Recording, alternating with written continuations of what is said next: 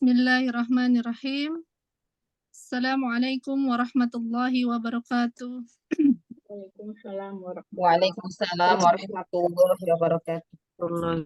Innal hamdalillahi nahmaduhu wa nasta'inuhu wa nastaghfiruh wa na'udzu billahi min shururi anfusina wa min sayyiati a'malina may yahdihillahu fala mudilla lahu wa may yudlil fala hadiyalah. Wa asyhadu an la ilaha illallah wahdahu la syarika lah wa asyhadu anna Muhammadan abduhu wa rasuluh.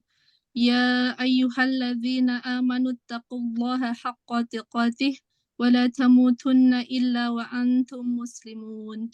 Puji syukur kehadirat Allah Subhanahu wa taala yang sampai sekarang masih memberikan kita nikmat kesehatan, nikmat waktu luang, nikmat keimanan, sehingga alhamdulillah pada hari ini di hari Jumat tanggal 15 September 2023 kita masih bisa berkumpul dalam kelas fikih yang hari ini insya Allah materinya adalah dari usul fikih kitab Mabadi Awaliyah, kaidah ke-21 tentang adat itu bisa menjadi hukum, yang insya Allah alhamdulillah juga hari ini Ustazah sudah hadir, Ustazah Enok Mutia.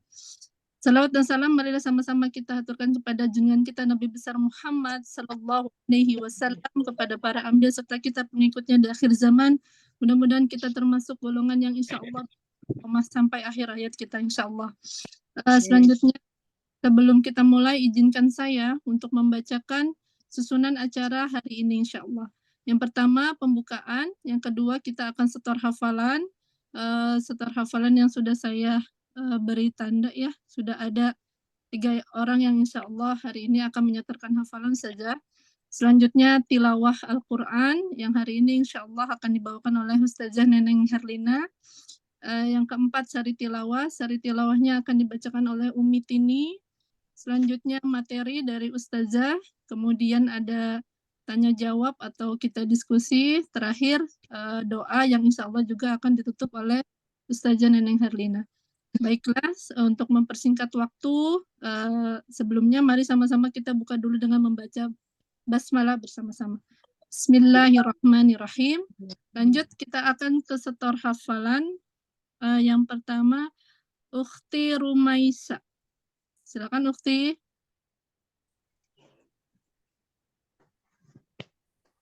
A'udzu billahi minasy syaithanir rajim.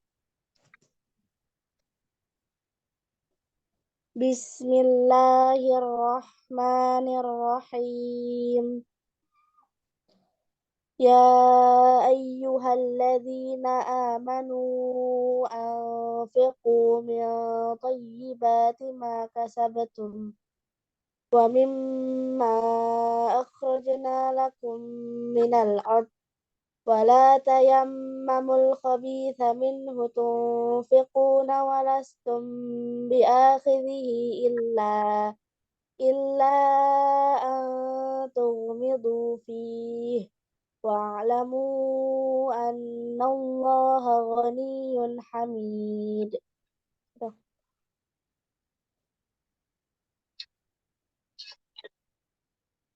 Sama artinya tuh. Ya sayang, sama artinya sayang.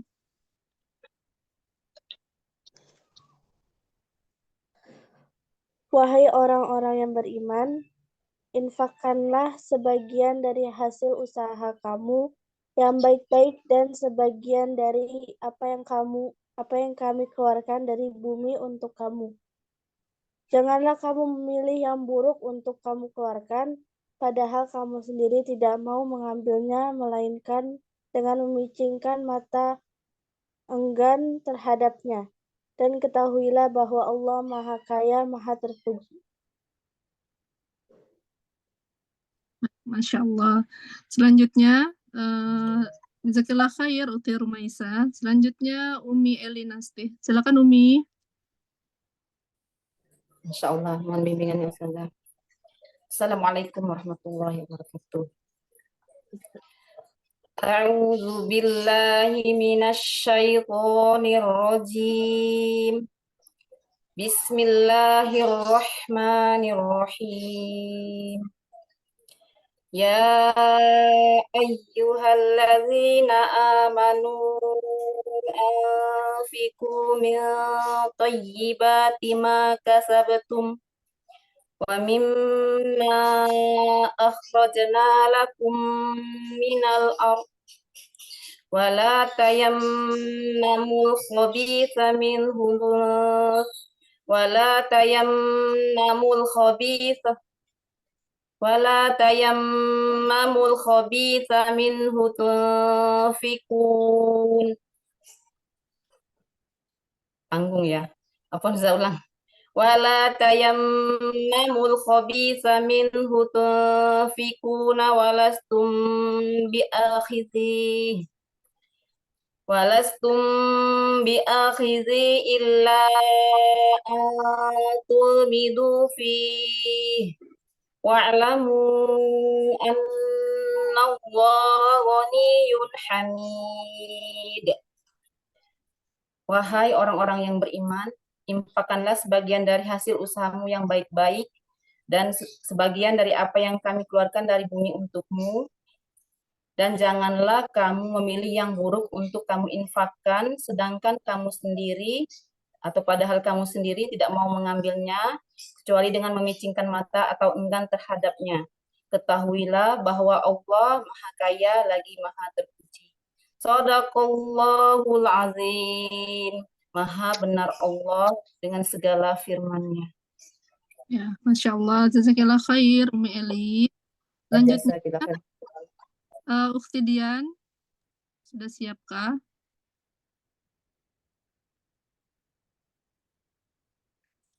Ukhti Dian? Iya, Afwan. Ya, A'udzu billahi minasyaitonir rajim. Bismillahirrahmanirrahim. Ya ayyuhalladzina amanu anfiqu min thayyibati astagfirullah. Ya ayyuhalladzina amanu min thayyibati ma kasabtum wa mimma akhrajna lakum minal ard wala tayammamu khabitha minhu tunfiquna walastum biakhidihi illa an tukmidu fih wa'lamu annallaha ghaniyyun hamid. Artinya, wahai orang-orang yang beriman, infakkanlah sebagian hartamu, di mana harta yang baik-baik. Jangan kamu mengeluarkan harta dari harta yang tidak baik, di mana kamu tidak mau mengambilnya. Sesungguhnya Allah Maha Kaya dan Maha Terpuji. Shadaqallahul Azim. Wassalamualaikum warahmatullahi wabarakatuh. Waalaikumsalam warahmatullahi wabarakatuh. Jazakillah khair Ukhti. Alhamdulillah. Dari Ukhti Rumisa, Umi Eliasti, dan Ukhti Dian hari ini menyetorkan surat Al-Baqarah ayat 267, masih temanya tentang zakat. Masya Allah, semoga hafalannya bisa berlanjut karena tugasnya masih banyak. Masya Allah. Tetap semangat. Yang belum insya Allah berarti bertalaki, insya Allah pekan depan disiapkan ya. Selanjutnya kita mulai lagi kembali ke acara selanjutnya, yaitu kita akan mendengarkan tilawah dan sari tilawah yang insya Allah tilawah oleh Ustazah Neneng Herlina dan sari tilawah oleh Umi Tini. Silakan, waktu datang. Silakan Umi. Assalamualaikum warahmatullahi wabarakatuh. Waalaikumsalam warahmatullahi wabarakatuh. Saya akan membacakan surah Al-A'raf ayat 198 sampai dengan 200 ya. A'udzu billahi minasy syaithanir rajim. Bismillahirrahmanirrahim. Wa in tad'u إلى الهدى لا يسمعون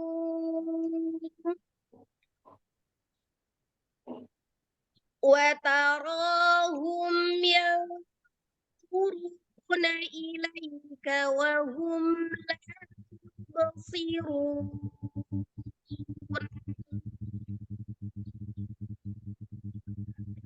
خذ العفو وأمر بالعرف وأعرض عن الجاهلين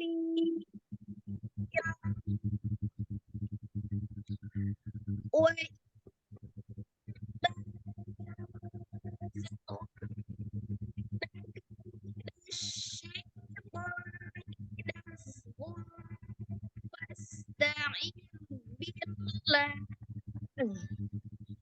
إنه سميع عليم صدق الله العظيم. Berlindung kepada Allah dari godaan setan yang terkutuk dengan menyebut nama Allah, yang Maha Pemurah lagi Maha Penyayang. Dan jika kamu menyeru mereka berhala-berhala untuk memberi petunjuk, mereka tidak dapat mendengarnya. Dan kamu lihat mereka memandangmu, padahal mereka tidak melihat. Jadilah pemaaf dan suruhlah orang mengerjakan yang ma'ruf, serta jangan pedulikan orang-orang yang bodoh. Dan jika setan datang menggodamu, maka berlindunglah kepada Allah. Sungguh, Dia Maha mendengar, Maha mengetahui, Maha benar Allah dengan segala firman-Nya. Wassalamualaikum warahmatullahi wabarakatuh. Waalaikumsalam warahmatullahi wabarakatuh. Alhamdulillahirrahmanirrahim. Jazakumullahu khairan katsiran kepada Ustazah Neneng dan Umi Tini yang sudah membacakan tilawah dan syari tilawah hari ini. Semoga kita yang mendengarkan mudah-mudahan mendapatkan syafaat. Amin, amin ya Allah ya rabbal alamin. Selanjutnya, marilah sama-sama kita mendengarkan materi inti yang hari ini, insya Allah kaidah ke-21 yang akan disampaikan oleh Ustazah Enok Mutia. Pada beliau kami persilakan. Silakan Ustazah. Assalamualaikum warahmatullahi wabarakatuh. Waalaikumsalam warahmatullahi wabarakatuh. Alhamdulillahi rabbil alamin. Wassalatu wassalamu ala sayyidil mursalin wa ala alihi wa ashabihi ajma'in. Rabbi israh li sadri wa yassir li amri wa hlul 'uqdatam min lisani yafqahu qawli.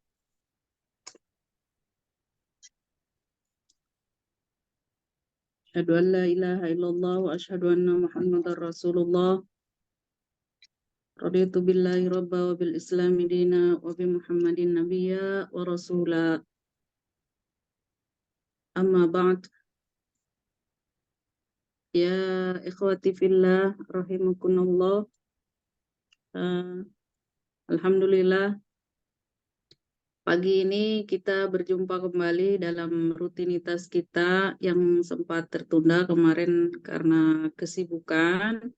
Ya jadi takutnya kurang fokus gitu kalau di perjalanan.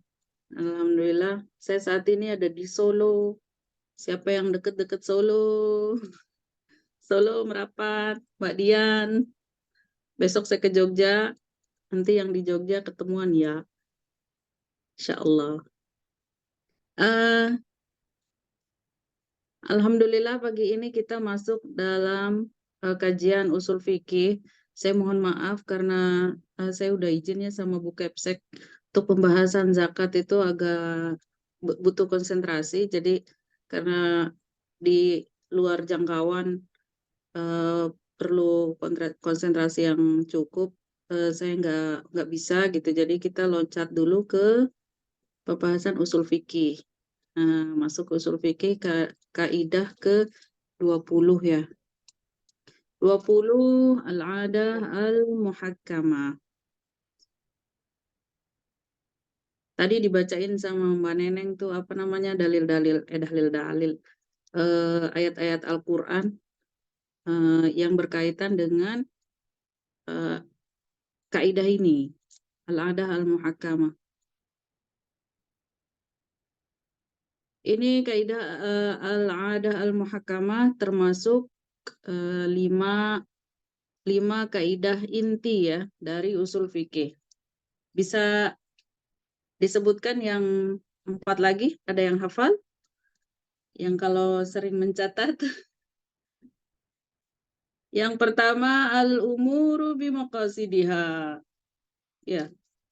Kemudian yang kedua al-masyaqqatu tajlibu taysir.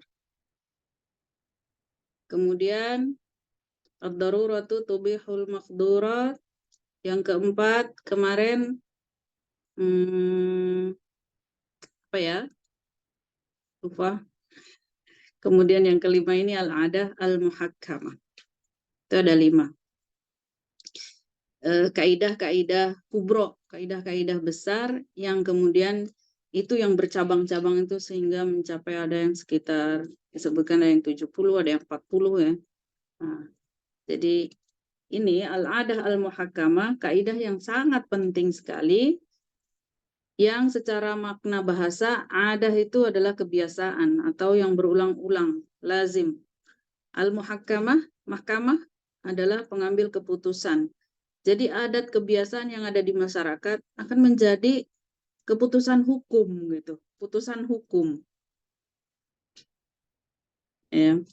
Tetapi tidak semua adat yang ada di masyarakat itu menjadi pijakan pencetus hukum. Tentu ada kriteria budaya atau adat kebiasaan di masyarakat itu yang bisa dijadikan hukum.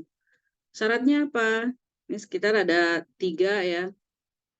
Beberapa syarat yang dimaksud adalah pertama, mana neng monggo. Yang pertama, adat tersebut adalah adat yang berlaku secara umum, tidak hanya khusus pada individu. Dengan begitu yang dipandang adalah kebiasaan masyarakat, bukan kebiasaan individu. Nah, kebudayaan atau adat istiadat kita di masing-masing daerah atau masing-masing negara itu berbeda-beda ya. Seperti yang di Lombok ini, saya sedang di Solo ya. Kalau di Lombok di tempat saya menikah itu dicuri. Menikah dicuri dulu perempuannya, dibawa ke rumah laki, baru diminta wali. Kalau di Jawa begitu dikira penculik. Dan karena istri belum dinikahi, perempuan belum dinikahi, udah dibawa ke rumah laki. Tetapi karena adat istiadat yang begitu kental di sini seperti itu, akhirnya kita membolehkan itu dengan ketentuan bahwa melarikan anak perempuan itu ya dengan keamanan gitu, keamanan dijamin aman dan rasanya tidak ada perempuan yang kemudian dipaksa ikut laki-laki ke rumah laki-laki, maksudnya melanggar ya. Setelah dibawa ke rumah laki-laki itu kemudian keluarga membiarkan atau melanggar hukum-hukum syariat. Saya kira alhamdulillah adat itu sendiri melindungi gitu, melindungi. Nah, ada yang kedua, adat tersebut merupakan adat yang disepakati sebelum terjadinya peristiwa. Nah, memang sudah sepakat sesama warga gitu ya.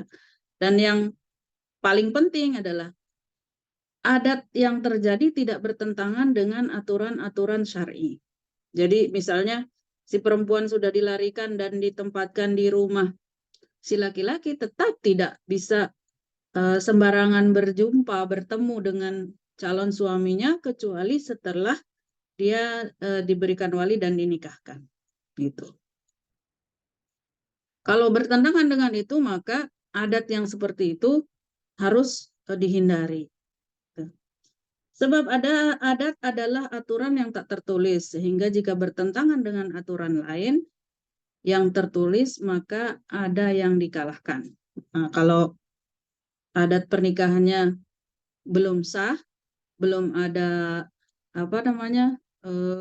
akad, belum ada transaksi ya pernikahan ya, maka dia harus dipulangkan itu. Tetapi ada apa namanya proses, ada proses ketika mau memisahkan ini di adat Lombok ya. Mungkin di daerah lain ada yang menyimpang jauh gitu, tidak menyimpang sih, hanya adat saja. Kalau masalah nikahnya ya harus ada akad antara wali dengan si mempelai laki gitu. Hanya tradisi-tradisinya saja. Seperti lempar kendi, pecah telur, seperti itu kan, itu adat istiadat yang mungkin ada maknanya yang ingin disampaikan, boleh-boleh saja, asalkan jangan memecah telur satu truk gitu kan, memecah kendi satu truk. Nah itu kan bertentangan karena merusak yang lain gitu. Tradisi pecah telur satu truk berbahaya nih. Nah, dalil yang tadi dibacakan oleh Mbak Neneng ada di Quran surat Al-A'raf ayat 7, ayat 199. Khudil afwa wa'mur bil 'urfi wa'rid 'anil jahilin. Jadilah engkau pemaaf dan suruhlah orang mengerjakan yang ma'ruf serta berpalinglah daripada orang yang bodoh.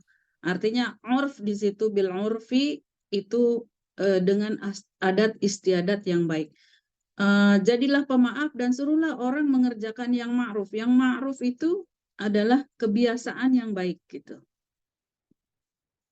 Urf.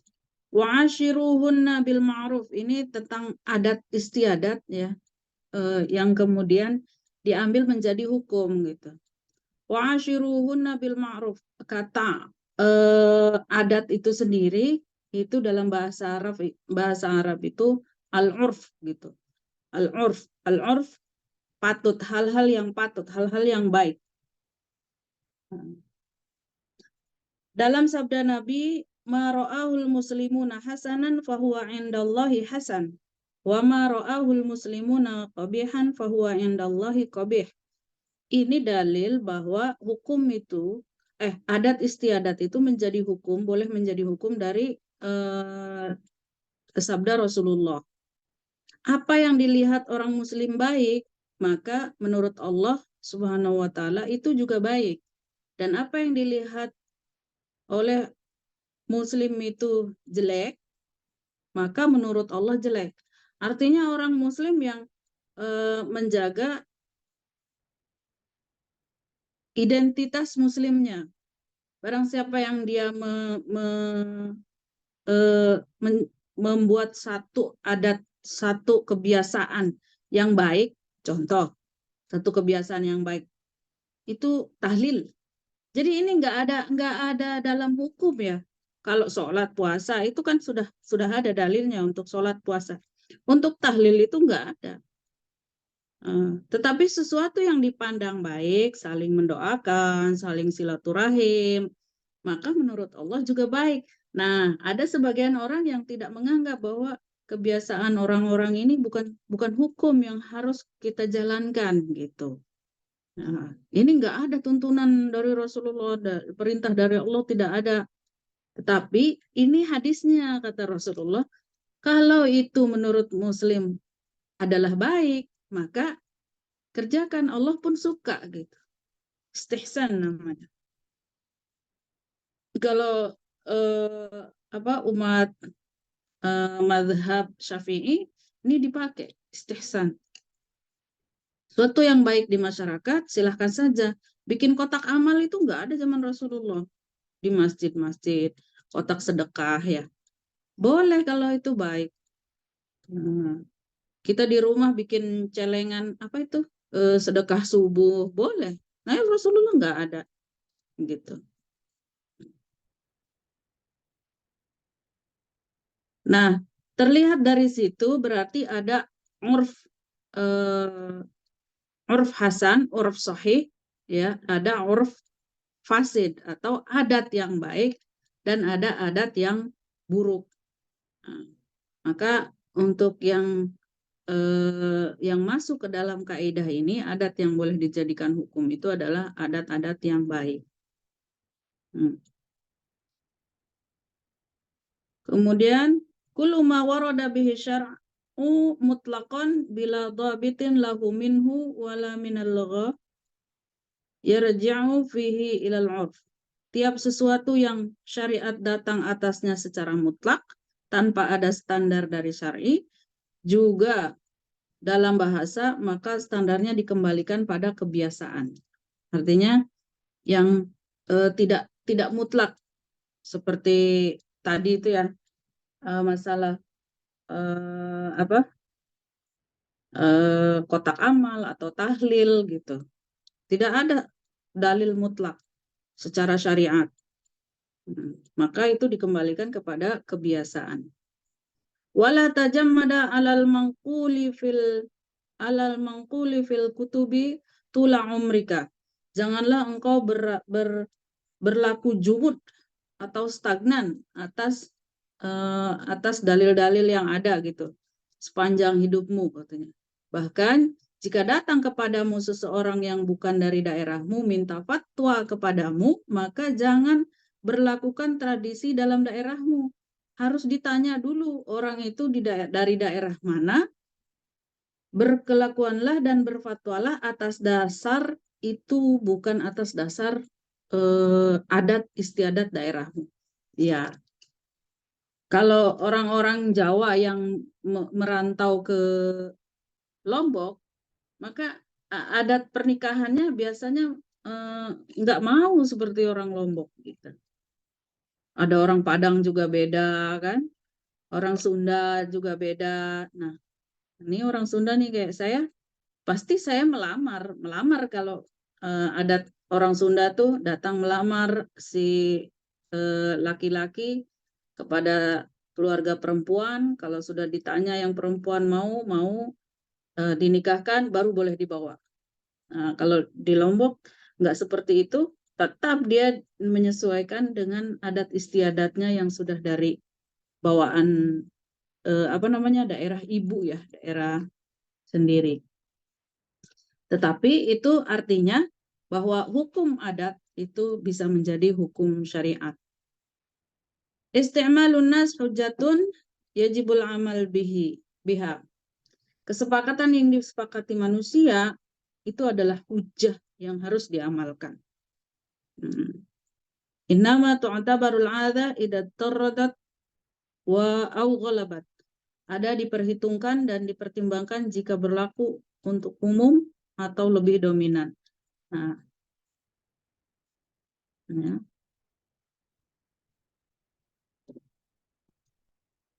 At-ta'yin bil 'urfi kat-ta'yin bin nas. Ini selain tadi hadis-hadis di atas, ini saya sebutkan beberapa pernyataan-pernyataan para ulama ya. At-ta'yin bil 'urfi kat-ta'yin bin nas. Penegasan dengan adat istiadat itu adalah seperti penegasan dengan dalil-dalil Al-Qur'an, sama gitu. Al-ma'rufi baina tujar kal masyrut bainahum. Sesuatu yang disyaratkan antara pedagang seperti syarat yang berlaku di antara mereka. Termasuk dalam muamalah jual beli, dagang. Kebanyakan kita itu tidak pakai akad syariat. Akad syariat yang harus saya beli, saya jual. Ijab kabul, ya harus ada ijab kabul. Kita jarang, mana ada di mall gitu. Saya beli ya. Kalau begitu ngantri itu, saya beli, saya jual. Saya beli, saya jual. Atau di restoran-restoran. Barang yang belum diakadkan jual beli serta belum dicek gitu. Itu masih boleh khiyar namanya. Masih boleh ada pilihan. Jadi dibeli atau enggak gitu. Tapi ketika kita makan, tidak ada akad. Langsung makan, pesan, makanan datang, kita langsung makan, baru ke kasir.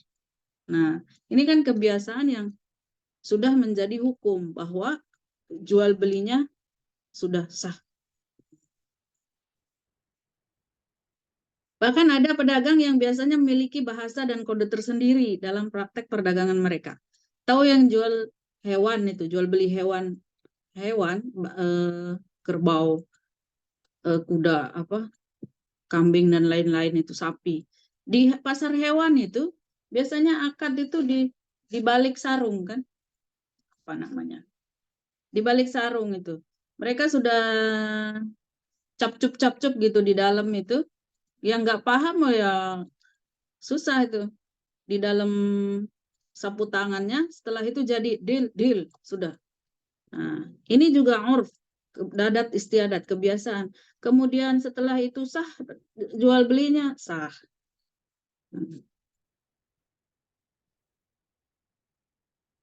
Ya.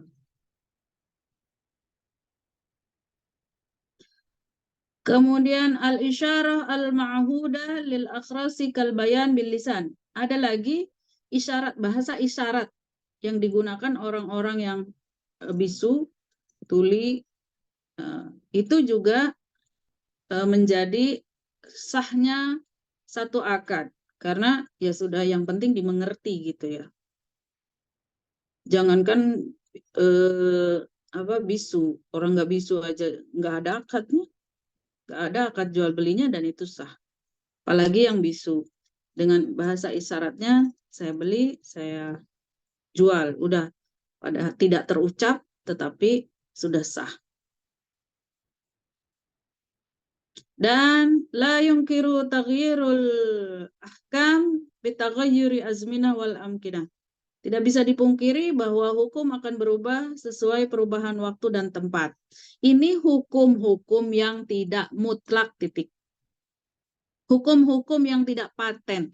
Kalau sudah paten dari Allah dan Rasulnya, maka itu sudah titik, nggak boleh berubah-ubah. Misalnya sholat zuhur 4 rakaat, itu hukum yang paten. Riba haram, hukum yang paten. Jenis-jenis ribanya akan berubah-ubah. Kemudian sholat itu wajib udah yang 5 waktu ya, gitu. Masalah teknisnya kodok jama, nah itu diperdebatkan, akan menyesuaikan gitu, berubah-ubah pasti. Tetapi masalah hukum puasa Ramadan wajib, titik. Ada yang sedang haid, ada yang sakit, ada yang sudah tua. Nah, itu juga akan banyak perdebatan, berubah-ubah. Apalagi yang tidak ada dalam hukum paten, tidak ada dalilnya yang dari Al-Quran atau Al-Hadis. Maka itu suatu yang diijtihadkan, maka akan berubah sesuai tempat dan zaman. Ini yang dimaksud kemudian dengan adat istiadat yang menjadi hukum. Ya. Karena kita masuk dalam kaidah ini, adat itu bisa menjadi hukum. Al-adah muhakkamah. Misalnya, contoh kalau dalam kitab ini, boleh di-share kalau udah di PDF kan? Karena ini dari aplikasi kalau saya.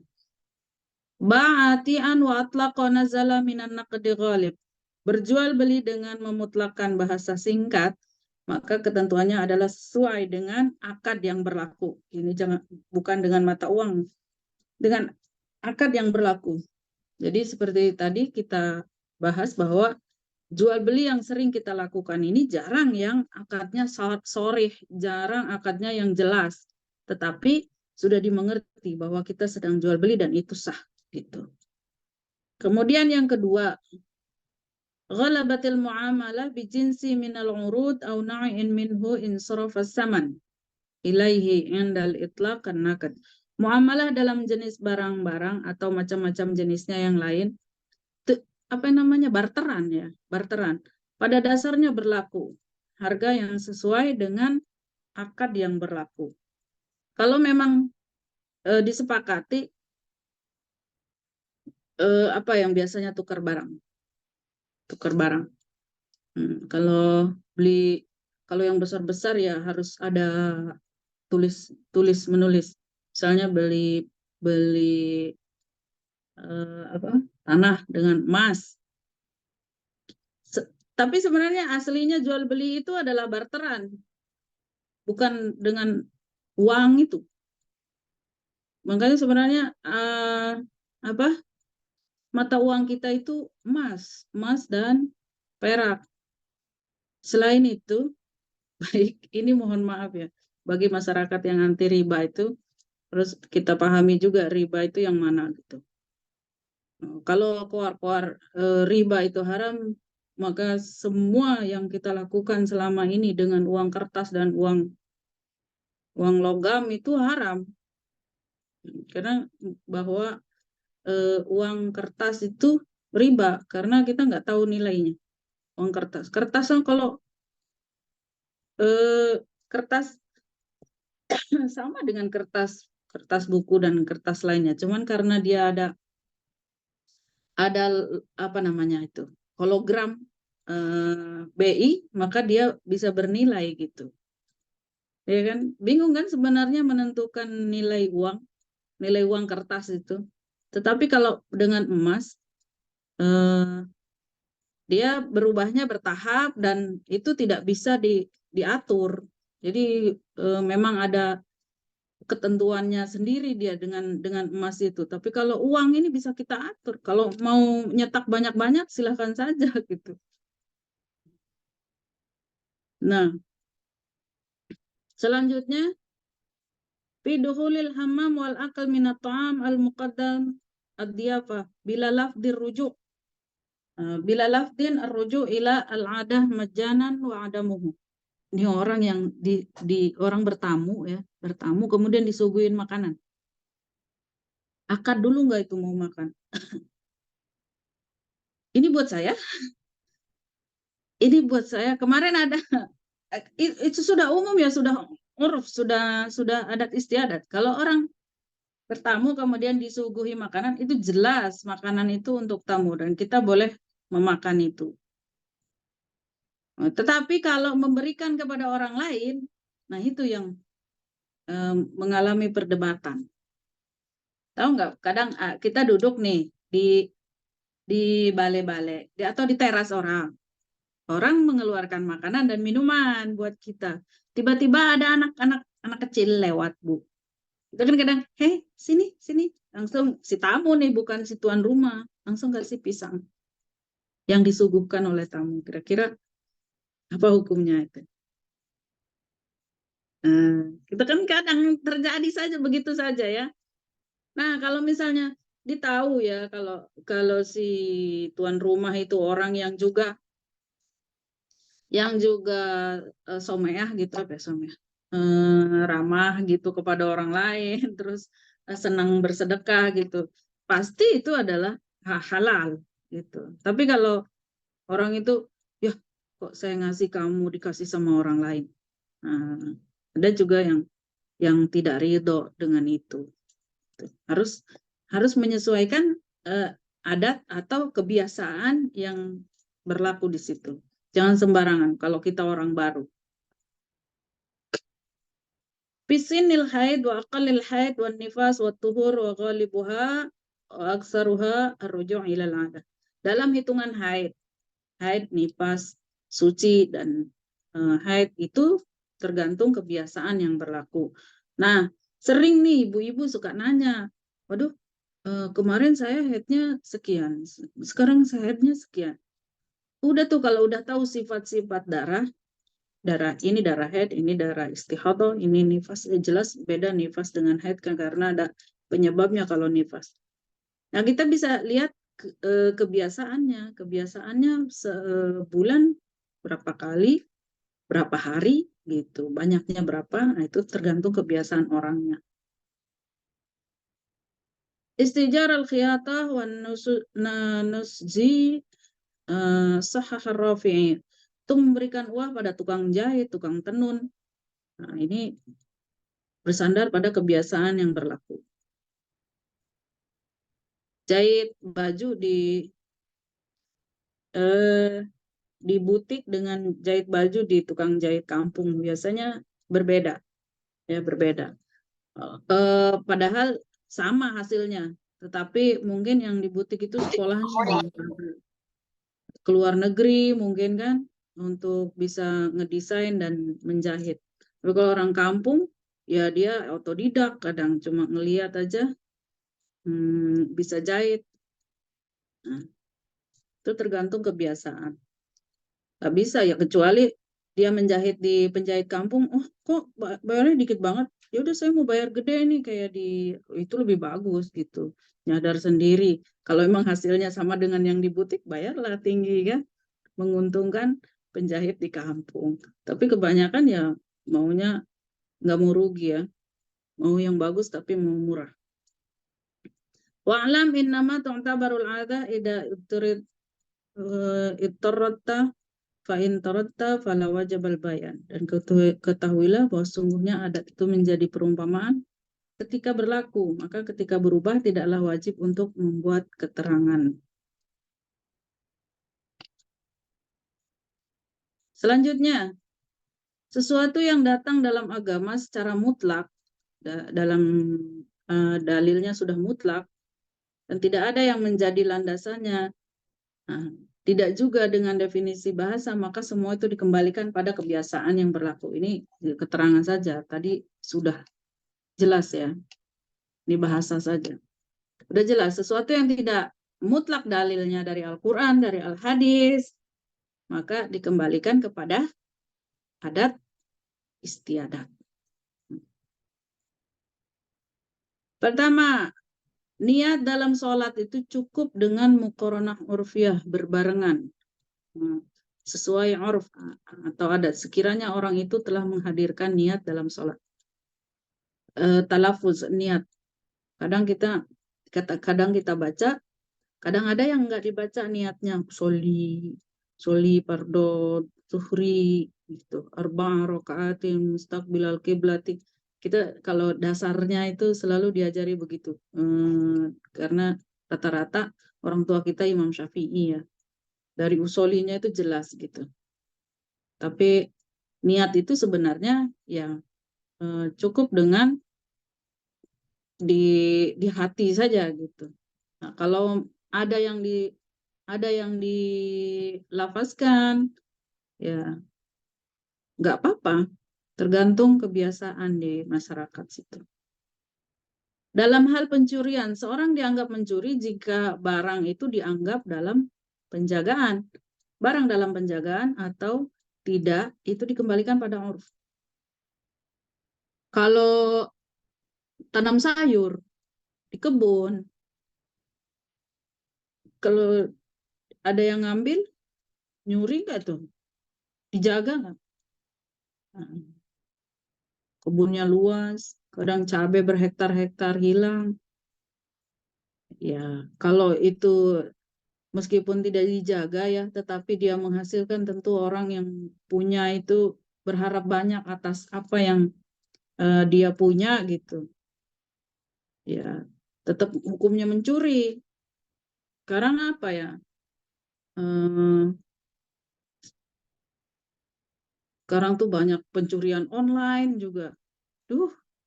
Macam-macam orang caranya mengambil hak orang.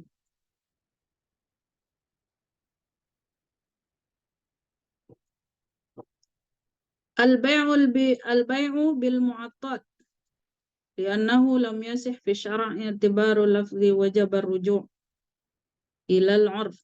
Jual beli dengan saling serah terima tanpa akad. Ya, tanpa akad. Atau ijab qabul. Itu secara hukum syara' tidak sah. Tetapi dikembalikan kepada adat istiadat. Ya, ini ungkapan saja. Dikembalikan kepada adat istiadat ini adalah pendapat Imam Nawawi rahimahullah dan termasuk qaul mu'tamad, termasuk pendapat yang recommended gitu ya. Sebenarnya nggak sah akad jual beli tanpa akad, tetapi dikembalikan pada kebiasaan. Lanjut. Kaidah ke-23. Ijtihad itu tidak akan rusak dengan ijtihad yang lain. Nah, sesuatu yang tidak ada dalilnya dari Al-Quran dan Al-Hadis, kemudian ulama bersepakat menghasilkan satu hukum, itu namanya ijtihad. ijtihad ya. Nah, hasil ijtihad itu seperti hukum rokok, hukum bunga bank itu hasil ijtihad itu. Hasil ijtihad itu yang satu tidak rusak dengan ijtihad yang lain. Karena ijtihad yang kedua itu bukan yang lebih kuat dari yang pertama. Kalau dia lebih kuat dari yang pertama, tentu tidak ada hasil ijtihad yang pertama, pasti yang kedua. Tetapi saat ijtihad pertama menghasilkan satu hukum, maka sebenarnya itulah hukum yang terkuat gitu. Contoh nih, jika seseorang berubah ijtihadnya dalam menentukan arah kiblat, maka yang dipakai adalah ijtihad yang kedua. Tetapi tidak mesti mengqadha atau mengulangi sholatnya jika sudah melakukan sholat. Bahkan walaupun ia sholat 4 rakaat dengan 4 arah kiblat yang berbeda, itu tidak mesti diqadha. Orang bikin masjid, terus sudah menentukan kiblat, arahnya ke sana. Ijtihad yang pertama sudah bertanya, sudah pakai kompas, sudah menentukan arah kiblat. Ya, sholatlah. Mau 2 kali, 3 kali sholat seminggu, 2 minggu, 3 minggu, sebulan, setahun. Sholat dengan arah kiblat yang itu, yang sudah ditentukan. Nah, tahun berikutnya berijtihad lagi. Ternyata arah kiblatnya salah gitu ya. Maka berubah kan hasil ijtihadnya. Salah nih, akhirnya diubah, letak masjidnya nggak perlu dipugar kan, letak sejadahnya saja. Nah, ini biasanya menjadi ungkapan-ungkapan kalau pemimpin itu melenceng, jangan negaranya yang bubar, tapi arahnya yang diluruskan. Nah, termasuk seperti kiblat ini. Nah, apakah setelah 1 tahun dengan arah kiblat yang salah itu harus diqadha? Tidak. Karena hasil ijtihad yang pertama saat itu adalah hal yang kuat gitu dan sudah menjadi hukum. Nah, tiba-tiba ada hasil ijtihad kedua, nah, berarti saat ini setelah ijtihad kedua maka itu pendapat yang kuat gitu. Tidak harus diqadha lagi. Sah sudah sholatnya yang sebelumnya. Yang kedua, lau hakamal hakim bi syai'in summa taghayyara ijtihaduhu lam yanqisil awal. Oh, ini menarik lagi nih. Jika seorang hakim telah memutuskan hukum suatu dengan ijtihadnya, kemudian ijtihad itu berubah, maka hukum dari ijtihad yang pertama tadi tidaklah menjadi batal. Tapi tetap batal kalau yang sekarang nih sudah dihukumi mati, hukum mati, tiba-tiba jadi hukum seumur hidup. Nah, tapi tetap diterima. Kita ini ya negara terima hukum. Seharusnya tetap hukum mati. Aduh. Ya hukum manusia sekarang ini karena sudah berubah ya. RIP keadilan. Jadi bahasanya RIP keadilan. Ini maksudnya hukum Allah sajalah.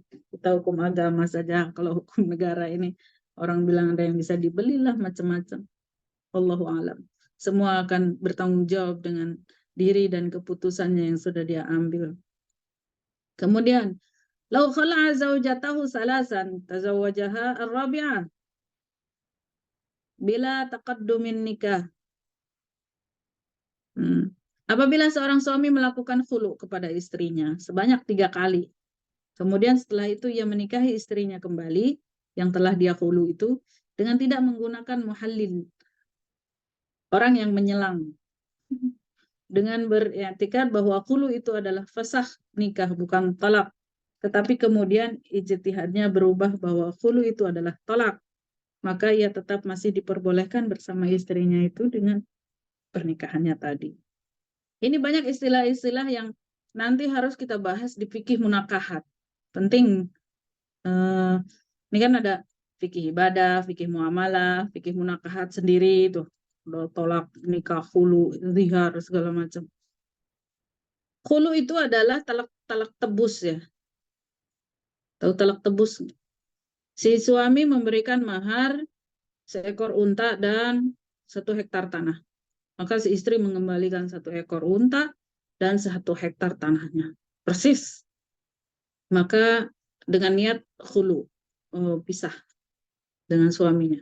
Maka saat itu sebenarnya jatuh talak, bukan tidak non rujuk gitu. Pokoknya talak bain. Talak bain kubro namanya. Nggak ada rujuk. Tetapi setelah dikhulu 1 kali, dia nikahi lagi istrinya. Nikahi lagi dengan 2 ekor unta dan 2 hektar tanah. Harus akad baru. Kalau tolak bain kubro itu harus akad baru. Di tengah tahun misalnya, dia tebus lagi si istrinya itu. Istrinya dia nebus gitu. Dia kembalikan 2 ekor unta dan 1 hektar tanah, 2 hektar tanahnya dia kembalikan kepada suaminya, maka pisah. Dan itu juga tolak bain kubro, tidak boleh kembali kecuali dengan akad baru. Nah, artinya dia kan sudah cerai 2 kali ya. Yang ketiga kali, dia nikahi lagi dengan 3 ekor unta dan 3 hektar tanah. Dia nebus lagi istrinya ini. Entah apa masalahnya, saya juga tahu. Enggak tahu. Tolong tanyain nanti kalau yang tahu. Masalahnya apa? Akhirnya dia tebus lagi akadnya itu sama si istri. Dia kembalikan 3 ekor unta dan 3 hektar tanahnya. Berarti kan sudah 3 kali pisah sama suaminya. Tetapi kemudian si suami menikahinya lagi dengan 4 ekor unta dan 4 hektar tanah. Nah, tanpa ada yang menyelang. Kalau dalam talak rujuk, talak ya. Ini bedanya khulu. Khulu itu kan nebus, yang istri nebus, mengembalikan mahar si suami. Kalau talak biasa, ya talak aja, saya talak kamu, tanpa dia mengembalikan sesuatu, tanpa mengembalikan maharnya kepada suaminya. Nah, kalau sudah 3 jatuh, maka harus ada muhalil namanya, penyelang. Laki-laki lain yang menjadi suami daripada perempuan ini. Tapi kalau tidak ada muhalil, maka tidak boleh dinikahi lagi, tidak boleh kembali sama suaminya. Tetapi dia berijtihad, dia berpendapat bahwa khulu itu bukan talak. Gitu. Bukan talak. Di ijtihad pertama. Sehingga dia menikahi istrinya itu tanpa muhalil, tanpa diselangi oleh laki-laki lain. Nah, ketika sudah menikahinya ke-4 kali, ada ijtihad yang kedua keluar. Ternyata khulu itu adalah talak. Gitu. Nah, apakah dia harus berpisah dengan istrinya? Di sini hukumnya adalah dia tetap diperbolehkan menjalani pernikahannya itu dengan istrinya, karena ijtihadnya itu yang berlaku saat itu adalah ijtihad pertama. Itu.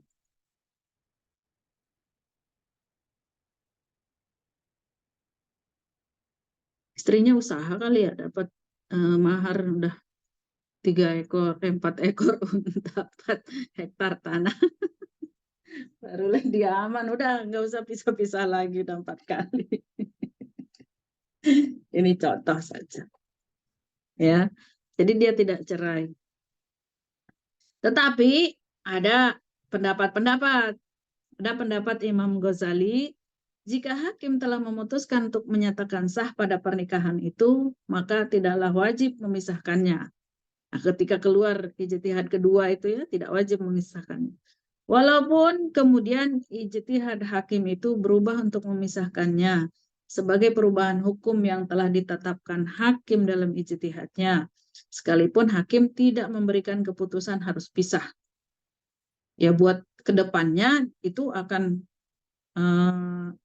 menjadi hukum yang harus nggak boleh gitu ya, harus ada muhalil. Maka hukum dari pernikahan itu terdapat keraguan-raguan karena hukumnya ragu-ragu gitu. Qaul mukhtar, qaul yang pendapat yang kuat sekali dan diterima adalah wajib memisahkannya. Karena kewajiban menjaga perempuan dari jima haram berdasarkan i'tiqad atau ijtihadnya hakim yang kedua. Nah, karena ada ijtihad yang kedua, maka harus dipisahkan gitu. Kan kemarin ada kaidah al-abda haram. Berjima itu asal hukumnya adalah haram. Itu ke sini ya. Nah, tapi kalau sudah ada dua opsi begini, maka boleh ambil salah satunya. Tuh, kalau maslahatnya itu lebih baik dia tetap, ya sudah, biarkan dia menjalani pernikahannya. Tapi kalau efeknya itu buruk, maka harus dipisahkan. Peringatan, maka makna kaidah ini adalah bahwa ijtihad yang kedua tidak membatalkan ijtihad yang pertama. Akan tetapi harus adanya perubahan hukum setelah itu, jelas. Karena tidak adanya tarjih yang kuat pada ijtihad yang pertama tadi. Karena itu yang harus digunakan adalah ijtihad yang kedua di dalam menentukan arah kiblat. Oh, kalau ini dalam menentukan arah kiblat. Namun ijtihad yang pertama tidaklah menjadi batal. Lanjut. Qala Allah Ta'ala fastabiqul khairat. Allah berfirman, maka berlomba-lombalah dalam membuat kebaikan. Ini harus menjadi moto kita semua nih. Berlomba-lombalah dalam membuat kebaikan, bukan buat status kebaikan, tapi berbuat baik. Kaidah ke-24, mendahulukan orang lain dalam hal ibadah itu dilarang. Nih. Mendahulukan orang lain dalam hal ibadah itu dilarang. Ada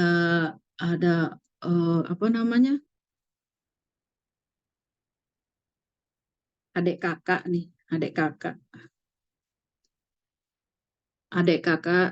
yang adik kakak perempuan terus dilamar.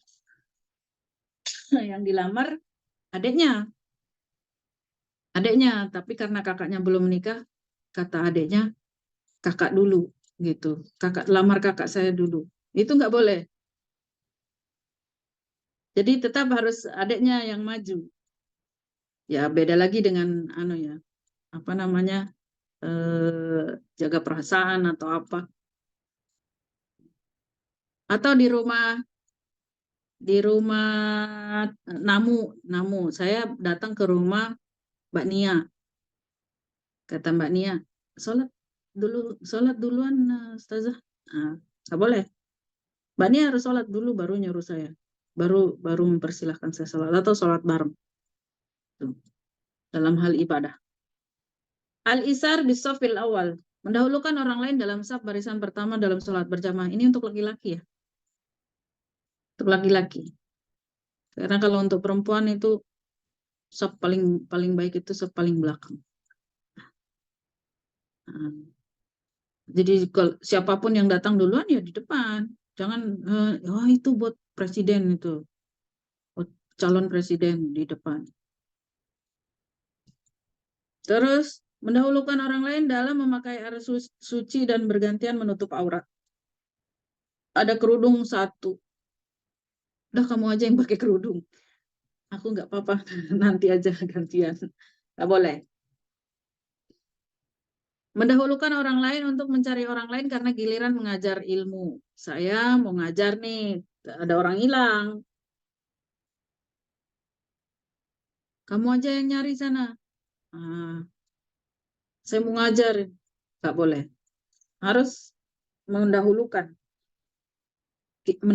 diri kita itu untuk mencari orang yang hilang.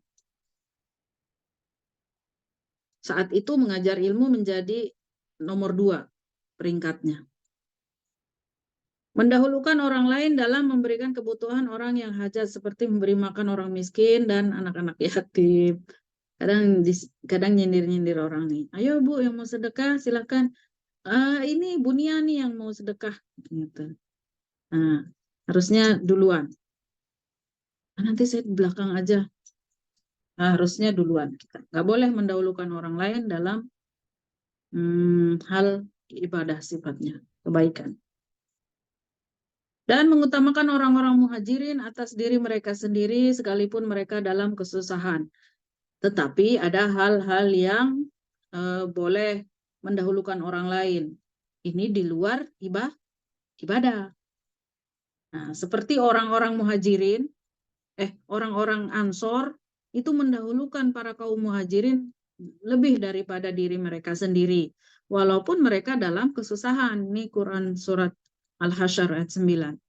Nah, masuk ke kaidah ke-20-nya. Mendahulukan orang lain dalam hal selain ibadah itu dianjurkan.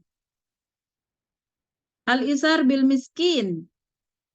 Memilih kita untuk miskin. Itu harus kita duluan. Jangan memilih untuk kaya raya. Demi orang lain supaya semua merata gitu. Misalnya kita punya gaji 2 miliar. Misal. Mbak Nia kalau punya gaji 2 miliar, untuk anak yatim berapa?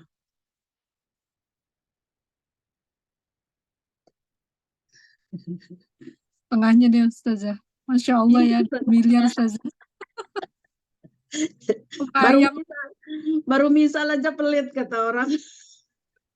50%-nya deh Ustazah. Keren ya. 50%, mantap. 50% sekarang aja di Jepang itu udah 50% ya itu gajinya. Iya.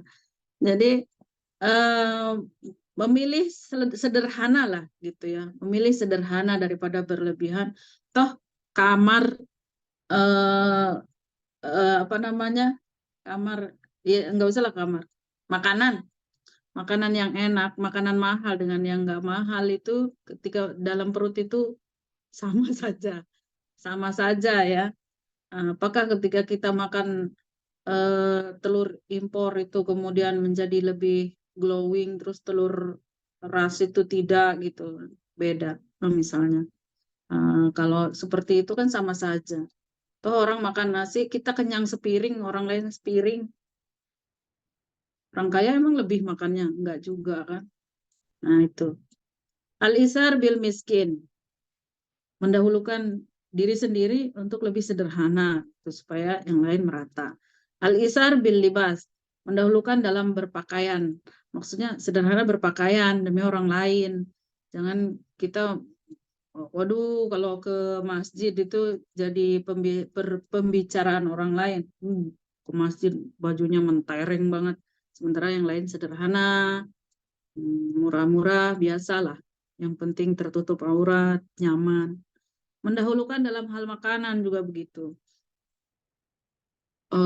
Sebelah makan nasi akeng, kita makan raskin.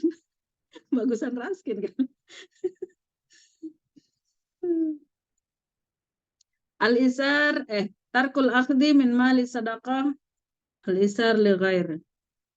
Tidak mengambil harta sedekah karena mendahulukan orang lain. Ya kalau nggak perlu-perlu banget. Meninggalkan perdagangan dalam satu hal karena berharap di dalamnya saat dia meninggalkan perdagangan itu ada untung untuk orang lain. Nih ya, ada orang yang jualan itu sampai betul-betul tidak memberikan peluang bagi orang lain untuk berusaha. Tapi ada juga yang enggak lah, saya jualannya sampai zuhur aja. Nanti yang lain akan berjualan di sini. Wah, itu orang keren banget itu. Tidak akan berkurang. Atau dia selama seminggu itu setiap hari dia berjualan dan mendapatkan untung. Tapi satu hari dia libur jualan tapi bagi-bagi rezeki. Gitu. Ada juga yang begitu. Ya. Saya seminggu loh cari untung dan sudah dapat deh hari Jumat saya bagi-bagi aja. Itu keren. Nabi SAW bersabda, kullukum ra'in wa kullukum mas'ulun an ra'iyatiha. Setiap kamu adalah pemimpin dan setiap kamu akan dimintai pertanggungjawabannya atas kepemimpinannya itu. Maksudnya pemimpin diri sendiri, pimpinan rumah tangga, pimpin istri, pimpin anak. Ini akan apalagi yang pemimpin negara dan daerah akan dimintai pertanggungjawaban. Tapi ini masuk ke kaidah 26. Kebijakan seorang pemimpin dalam kepemimpinannya harus dilandasi dengan kemaslahatan. Nah, ini juga. Nah, ternyata usul fikih ini tidak hanya dalam masalah ibadah, tapi juga masalah muamalah. Insyaallah. Tapi sampai sini dulu kaidah 25 ya. Selalu kita 5. Alhamdulillah sudah banyak sekali yang kita bahas. Dan nanti sampai 20 itu kaidahnya harus dihafal. Mbak Nia. Judul kaidahnya. Setelah 20 tapi disetor satu-satu, disetor. Terus judul kaidahnya itu harus dihafal. Setidaknya paham dengan judul kaidah. Al-adah muhakamah, kaidah 20. Artinya hukum yang adat istiadat yang menjadi hukum. Gitu. Judul-judulnya. Ya. Bismillah. Tayyib. Sampai sini dulu pembahasannya. Kalau ada yang mau ditanyakan silakan. Kalau enggak mau kita curhat-curhatan boleh. Lama enggak ngobrol, mungkin ada yang pengen curhat banyak permasalahan di masyarakat. Terutama permasalahan di masyarakat ya. Kalau masalah diri sendiri itu usahakan kita sudah selesai. Ya, permasalahan di masyarakat itu seperti apa? Itu yang ingin kita sharing-sharing, kemudian cari solusi dan jalan keluarnya. Kalau nggak ada jalan keluar, kita yang keluar jalan-jalan. Terima kasih. Assalamualaikum warahmatullahi wabarakatuh. Waalaikumsalam warahmatullahi wabarakatuh. Alhamdulillah. Jazakillah khair katsiran. Ustazah Nok Mutia yang hari ini sudah memberikan materi tentang kaidah dari kaidah ke-21 sampai kaidah ke-25. Sedikit saya ringkas ya, dari kaidah ke-21 tentang adat itu bisa menjadi hukum, kemudian kaidah ke-22 tentang sesuatu yang datang dalam hukum syara secara mutlak dan tidak ada yang menjadi landasannya. Terus yang ke-23 tentang ijtihad itu tidak akan rusak dengan ijtihad yang lain. Yang 24 tentang mendahulukan orang lain dalam hal ibadah itu dilarang. Yang terakhir ke-25 tentang mendahulukan diri sendiri dalam hal yang bukan ibadah itu yang dicari. Masya Allah, materi hari ini insya Allah sangat bermanfaat buat kita semua Ustazah. Semoga menjadi ladang pahala untuk Ustazah karena memberikan ilmu yang sangat bermanfaat dan bisa betul-betul kita realisasikan ya insya Allah umahat semua. Selanjutnya, mari sama-sama kita ke acara yang ke-6 yaitu tanya jawab atau diskusi. Mungkin dari ummahat semua ada yang ingin bertanya atau kita diskusikan, insya Allah Ustazah akan siap untuk menerima pertanyaan atau siap mendiskusikan sesuatu. Silakan. Ustazah Wiwin, silakan Ustazah. Assalamualaikum Umi. Waalaikumsalam warahmatullahi wabarakatuh. Ustazah silakan. Baik. Ini mau sharing dulu aja ya Ustazah ya. Karena kan kebanyakan Ustazah di zaman sekarang itu, apalagi yang orang-orang tua ya, mohon maaf, mereka tuh kayak terlalu mewajibkan adat istiadat Ustazah. Jadi sampai bilang gini, kalau nggak dijalanin adat istiadat itu nanti ada ininya, ada pantangannya Ustazah sampai gini gitu, kayak jadi nakut-nakutin gitu. Jadi kan orang-orang itu jadi secara terpaksa begitu melakukan adat istiadat tersebut gitu Ustazah. Itu apa hukumnya bagi yang menjalankan dan bagi orang-orang yang suka menakut-nakuti gitu Ustazah. Kemudian saya mau bertanya juga tentang seperti ini Ustazah. Misalnya nih kita berniaga gitu. Jadi ada orang gitu, dia bilang ke kita, ini tolong ya kamu bantu jualin. Saya ngasih harga ke kamu segini sekian. Boleh kamu jual di atasnya, saya ridho seperti itu. Dia bilang dia ridho. Namun setelah laku terjual, dijualnya sama si B ini, si B-nya menjual, kemudian dia kan udah dibilang sama si A dia ridho, jadi dia jual di atasnya. Kemudian dia kasih tahu ke si A tadi, saya jualnya sekian, terus si A-nya bilang, kamu dapatnya terlalu banyak gitu untungnya. Jadi dia bilang gini, saya nggak ridho kayak gitu. Itu gimana Ustazah? Jadi uangnya itu memang bisa jadi halal atau haram karena sebelumnya dia bilang udah ridho, tapi setelah dia tahu dia bilangnya jadi nggak ridho lagi Ustazah gitu. Itu aja Ustazah. Satu lagi Ustazah, yang tadi untuk mendahulukan yang ibadah itu sudah mutlak ya Ustazah, misalnya kita mendahulukan tamu untuk sholat duluan atau memberikan mukena dia duluan, itu nggak boleh lagi ya Ustazah. Memang kayak gitu hukumnya. Syukran Ustazah. Iya, apa namanya, adat istiadat ini juga tadi di awal kan kita udah sampaikan bahwa adat itu sudah menjadi apa, kesepakatan semua ya. Terus yang kedua, nggak boleh bertentangan dengan syarak, hukum syariat. Ini ada nih kebiasaan orang, mohon maaf ya menyebut daerah, atau nggak usah disebut daerahnya, tapi yang tidak menguburkan mayit itu loh, yang ditaruh di atas bukit tuh, di atas gunung. Atau ada juga yang ditaruh di satu pulau yang namanya Trunyan, itu tidak menguburkan mayit. Nah, itu bertentangan dengan syarat. Itu tidak boleh dilakukan kalau bertentangan. Tetapi kalau tidak bertentangan, boleh dilakukan. Tapi, nah, menakut-nakuti itu, hukum adat itu sebenarnya tidak ada efek ya, kecuali karena mendatangkan madorot dan mafsadah itu adalah dari keyakinan kita sendiri. Sebenarnya aslinya tidak mendatangkan madorot dan mafsadah. Seperti misalnya gini, jangan datang ke situ, ada istiadatnya kalau ke situ tuh harus berpakaian hijau, nggak boleh berpakaian hijau misalnya, nanti ada bahaya gitu.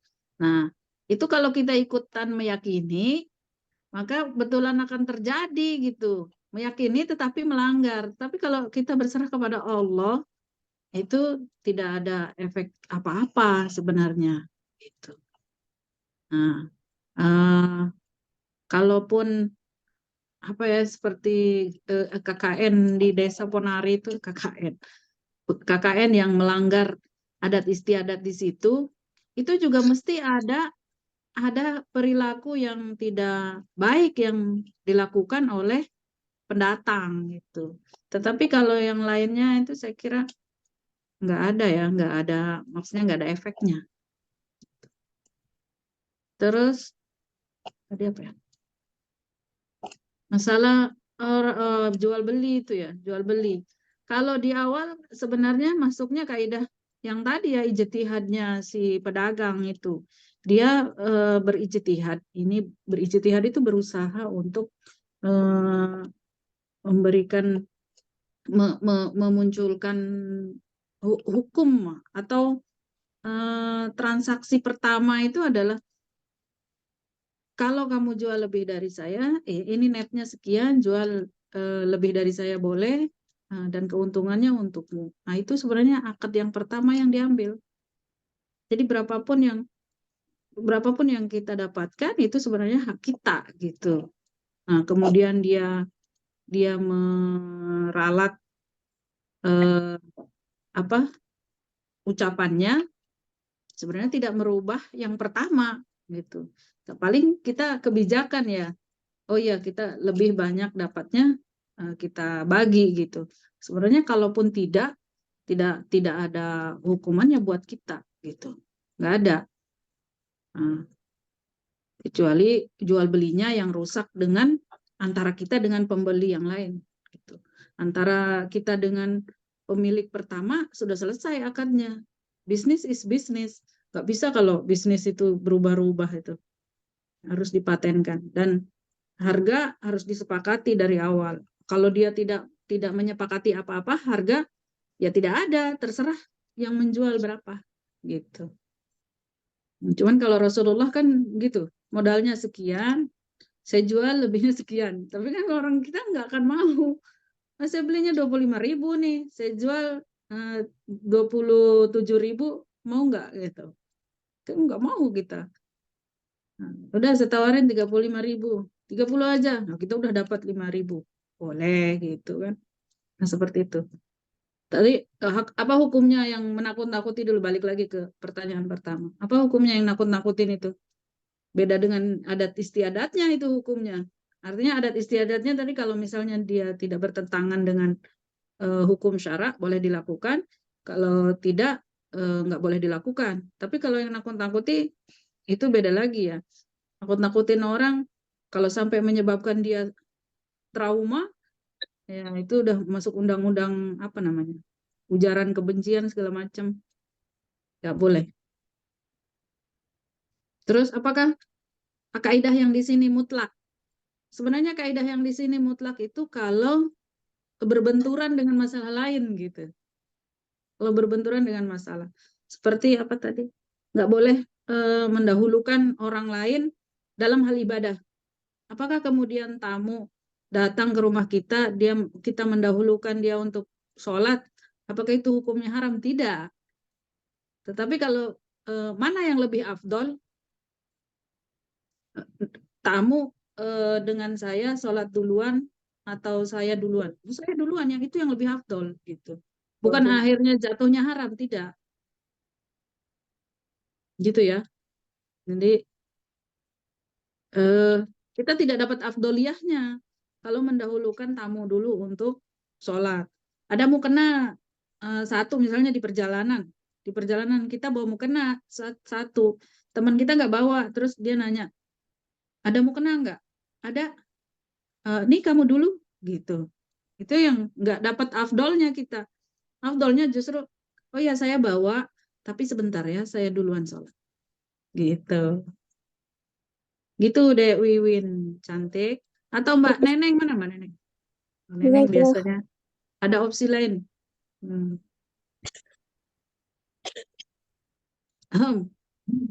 Sayang-sayang suaranya sudah. Eh? Suaranya sayang-sayang. Ya, sama, kurang lebihnya ya sama. Kadang Suaranya di saya apa ya? Nggak jelas. Iya, nggak jelas. ya, menurut saya aja kayak yang kurang power ya Ustaz ya. Mungkin sinyalnya juga. Nggak jelas ya suaranya.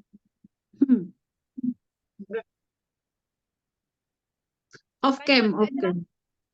Hah? Coba off cam. Jelas.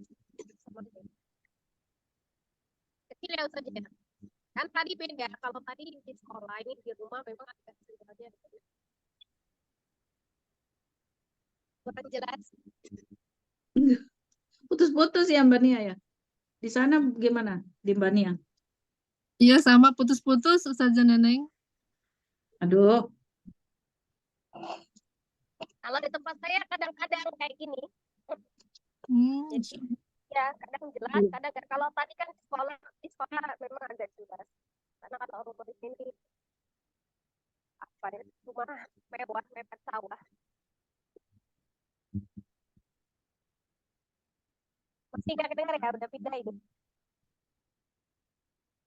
Putus-putus. Kalau saya biasanya kalau kayak gitu harus keluar baru masuk lagi. Ayo keluar, masuk lagi. Lanjut dulu. Coba kalau saya menyambung yang tadi Ustazah. Kalau sedang pengajian, terus sudah masuk waktu zuhur.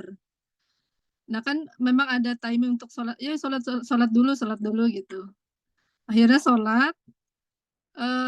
Tapi ada yang udah duluan wudhu kan, tapi langsung sholat gitu. Padahal yang lain ada yang sudah wudhu tapi nunggu karena kita memang biasa sholat berjamaah gitu. Tapi ada yang sudah duluan sholat zuhur. Asannya seperti apa Ustazah baiknya? Memang ya udah langsung sholat aja duluan gitu, atau memang tunggu dulu karena kita memang di masjid juga jadi barengan aja sholat jamaah gitu. Baiknya gimana Ustazah? memang nggak apa-apa gitu mau sholat duluan juga, karena ya udah waktunya sudah waktu sholat, jadi sholat duluan, jadi nggak harus jamaah, sedangkan kita biasa jamaah gitu. Kadang ada yang mengingatkan jangan sholat duluan, jamaah aja, kadang kan kita bareng-bareng. Itu bagaimana Ustazah? Ya ngikut dong, hukum sholat berjamaah itu lebih baik daripada sholat sendiri. Kalau ngambil sholat sendiri, sementara maksudnya waktunya bersamaan ada, kecuali kan kita tidak datang berbarengan nih ke masjid. Kita nih udah maksudnya orang sholat tuh udah tertinggal kan, udah nggak ada orang sholat nih ya. Misalnya kita datang untuk sholat ke situ sendirian, tapi ada yang wudhu di tempat wudhu itu. Nah, kita kan nggak kenal, prinsip kita kan nggak tahu dia mau nggak berjamaah. Kita siapa lu gitu mau jadi imam kan nggak mungkin kan. Nah, maka kita langsung sholat. Tetapi kalau bersamaan di satu rumah, ibaratnya berjamaah, jemaah pengajian, ya itu afdolnya ya saling tunggu dan bertanya, kita berjamaah, oke, itu afdolnya, nggak boleh sholat duluan gitu. Jadi mengingatkan nggak apa-apa ya Ustazah, maksudnya lain kali kalau di saat setelah pengajian ya baiknya kita jamaah, jadi menunggu gitu. Mengingatkan, ya sekaligus ngajak dia ya untuk berjamaah ya. Ya lebih baiknya berjamaah dan saling tunggu kalau saat itu. Kecuali memang mukenanya cuma satu. Tadi kan yang saya ibaratkan itu mukenanya nggak ada, cuma satu. Siapa duluan nih kira-kira? Kalau di masjid kan banyak mukena. Ya. Baik. Ya, lanjut. Silakan. Nenek udah bisa masuk. Ini sudah kedengaran nggak suaranya? Nah, jelas. Terdengar. Jelas, alhamdulillah. Ya, senjata terakhirnya gitu, keluar dulu baru masuk lagi. Ya, soalnya ini udah kedengaran. Ya, untuk yang tadi yang saya pahami, ada sebagian adat bertentangan gitu ya. Ya, mungkin bertentangan dengan syariat Islam. Selagi memang dia bertentangan, memang kita harus gitu ya. Tetapi dengan cara yang hikmat gitu. Kadang-kadang berbenturan kadang-kadang berbenturan untuk adatnya itu bisa jadi dengan keluarga terdekat, bisa jadi dengan orang tua. Jadi kalaupun misalnya bertentangan adatnya itu tidak terlalu menyimpang syariat, misalnya demi bagaimana ya, demi hubungan kekeluargaan daripada memecah belah hubungan antar keluarga yang berbeda pandangan tentang adat, itu kita bisa mengambil jalan di tengahnya. Nah, seperti itu. Selagi memang tidak bertentangan dengan syariat, seperti itu. Kalau untuk yang di akad jual beli, untuk di akad jual beli itulah pentingnya karena ketika kita di dalam akad itu harus dicatat dan harus ada saksi gitu. Maka untuk menguatkan ketika salah satu mengingkari akad, maka kita punya saksi untuk menguatkan. Walaupun cuman perjanjian antara si penjual dan pembeli, ini perjanjiannya seperti itu, maka pentinglah dihadirkan saksi seperti itu. Jadi supaya kalau ya tidak bisa mengingkari perjanjiannya, untuk menguatkan tidak bisa dipaksa dan tidak sah gitu kan akadnya, yang berlaku adalah akad yang pertama dan disaksikan begitu. Soalnya begitu saja kalau untuk yang pertama.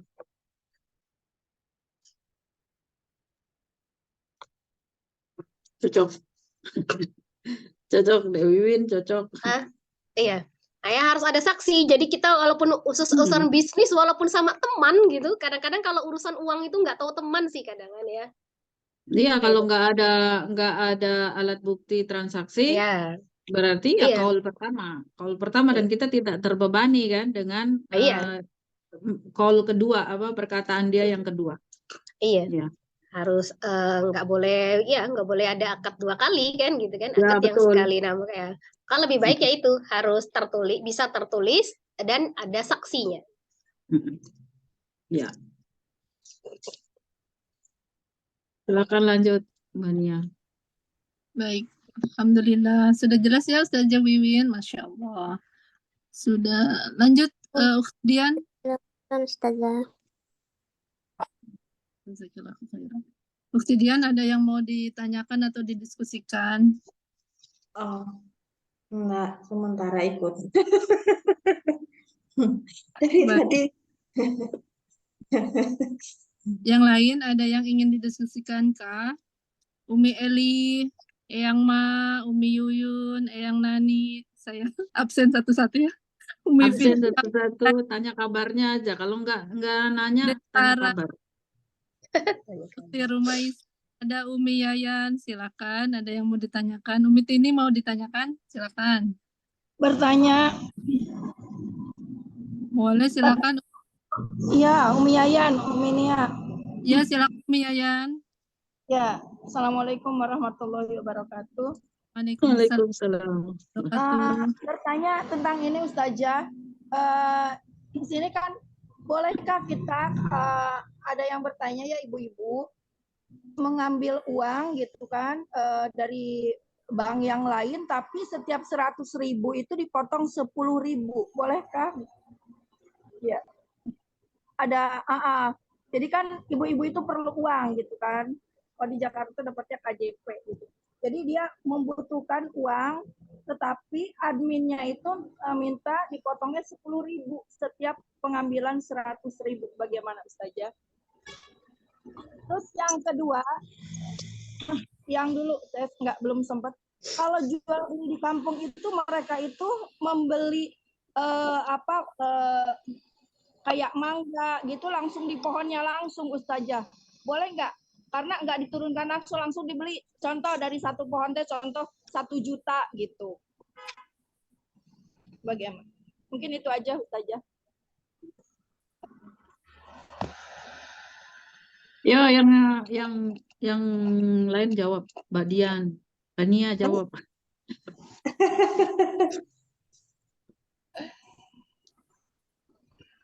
Sering banget kita bahas tuh. Jual beli di pohonnya, beli ikan di kolamnya, beli kucing dalam karung. Iya. Wah, apa hukumnya? Nggak Kemudian boleh haram karena takutnya kan belum pasti, sifatnya belum pasti. iya. Apa itu masuknya? Haram. Itu jual beli bai'ul gharar namanya. Baik fasid, jual beli yang rusak dan hukumnya haram. Nggak boleh. Beli mangga di pohonnya, beli ikan di kolamnya, beli ayam di karungnya, nggak boleh. Jadi jual beli itu harus jelas. Apalagi ada banyak sekarang tuh investasi, tahu nggak?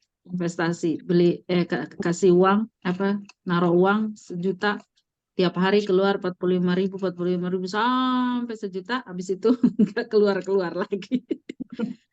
Sementara karena ngerasa uangnya balik gitu kan, akhirnya dia taruh lagi 2 juta, 5 juta, besoknya nggak keluar lagi keuntungannya. Itu nggak boleh. Apa pertanyaan pertama tadi? Pertanyaan pertama, kalau ambil uang tapi ada itu hukumnya haram, itu adminnya harus dilaporin ke ke kantor KJP itu.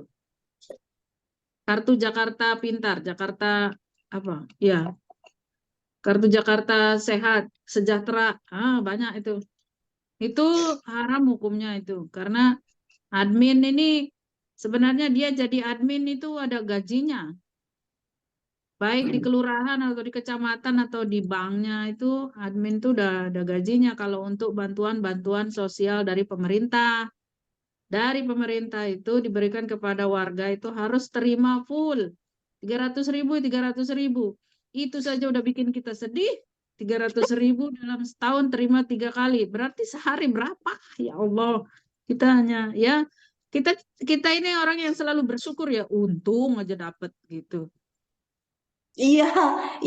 Jadi karena memang kayak sudah tradisi gitu, Zah. Jadi seharusnya kalau kompak nggak mau kan nggak akan ada yang minjem, tapi masalahnya memang kalah sama orang yang butuh, kadang gitu. Iya, ya kalau kita memang perlu sekali dan kita tidak bisa menolak itu, dia di dunia sebenarnya bisa dilaporkan, di akhirat dia juga dapat ganjaran nanti dari Allah Subhanahu wa Ta'ala. Gitu. Masya Allah. Ngeri ya, hal-hal sepele padahal. Kadang 10.000.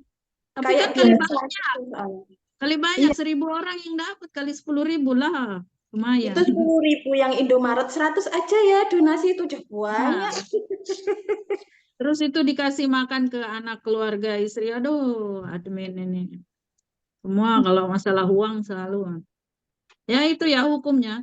Hukum di dunia aja dia bisa dilaporkan dan dia bisa mendapat sanksi. Di akhirat dia sebagai pencuri hak orang lain. Nggak boleh. Ustazah, ini ada satu pertanyaan di chat dari Umi Yuyun. Tapi mungkin sepertinya di luar dari itu nggak apa-apa ya saja ya. Baca aja lah. Assalamualaikum, izin bertanya saja. Kalau Waalaikumsalam. kucing nempel di sajadah, sahkah Bulu sholat kucing. kita? Karena ada yang berkata bulu kucing termasuk bangkai. Bulu kucing. Itu Ya. di Masjidil Haram itu kucing itu keliaran. Masjidil Haram, Masjid Nabawi itu kucing sholat bareng. Saya kira tidak. Bukan termasuk najis sih bulu kucing saja ya. Tidak termasuk najis. Ya, Kucingnya tidak termasuk najis dia. Ya. Gitu Bu Yuyun. Bulu kucing kalau masuk hidung baru tuh bersin. Kan Ustazah aja khair. Ya, kucing itu makanya kesayangan Rasulullah dan dia biasa diajak sholat. Dia tidak termasuk najis baik liurnya ataupun apanya. Makan bareng nggak apa-apa. Memang ada Ustazah yang memang bilang gitu, saya juga pernah dengar itu. Maksudnya gini, kalau bulu yang rontok, ini kan berbicara tentang bulu yang rontok. Kalau dia bulu yang masih di kucingnya gitu, ya enggak. Tapi kalau bulu yang rontok dari kucing sebagai benda yang najis gitu, memang saya juga pernah dengar itu.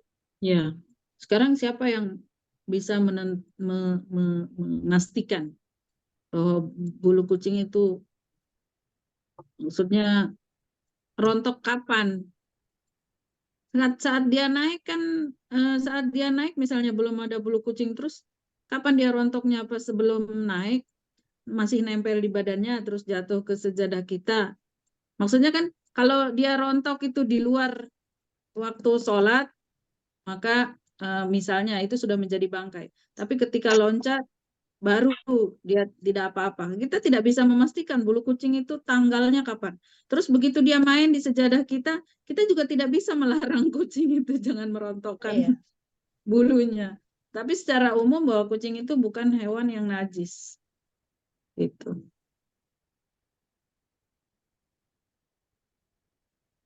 Dia mungkin tidak menyimak, jadi Mbak Nia ditulis jawabannya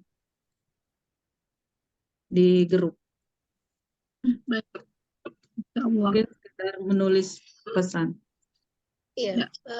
Kalau ada pendapat yang pernah saya dengar itu gini Ustazah. Kenapa gitu kan kalau misalnya bulu yang kucing itu tadi ada yang sebagian ulama, sebagian ulama aja sih.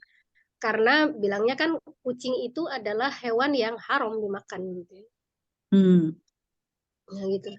Jadi tidak halal dimakan, maka bulunya dari hewan itu dihukumi najis seperti itu. Yang haram dimakan belum tentu najis. Anjing itu yang najis tuh cuma liurnya loh ya. Anjingnya kan nggak najis ya. Haram dimakan juga. Dan yang tidak haram yang haram dimakan belum tentunya najis. Yang sudah najis, oh ya jelas yang sudah najis tidak boleh dimakan. Saya kok nyari-nyari. Iya. Ya boleh saja. Tapi kita secara umum saja bahwa kucing hewan yang dipelihara hewan yang tidak najis, dia berada di rumah kita, jadi saya pendapatnya tidak najis, termasuk Iya. bulunya. Gitu.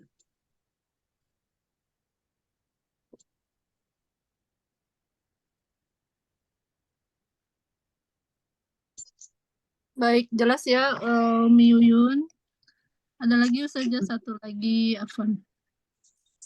Dari Umi Lani, Afwan izin bertanya Ustazah, tadi tentang beli buah masih di pohon. Kalau dihubungkan dengan kaidah ke-17, contoh keempat itu bagaimana Ustazah? Apa kaidah 17 tuh? Kaidah 17 apa Umi Lani? Kita cek lagi sebentar. Cek lagi. Al-hajatu. Yang al-hajatu itu Ustazah. Yang kebutuhan hajat terkadang dapat menempati posisi darurat itu Ustazah. Di situ ada contohnya yang keempat, yang apa menurut sebagian ulama diperbolehkan jual beli buah yang tidak nampak ketika masih berada dalam tanah. Itu apa yang harus berada dalam tanah saja gitu? Bukan. Kalau itu yang berada di tanah itu lobak, bawang, ya. Ini pun bila sangat mendesak. Al-hajah qad tanzilu manzilat ad-darurah. Al-hajah kepentingan gitu ya. Penting kebutuhan yang sangat mendesak. Dia bisa menempati posisi darurat. Gitu. Itu pun boleh kalau dia memang darurat.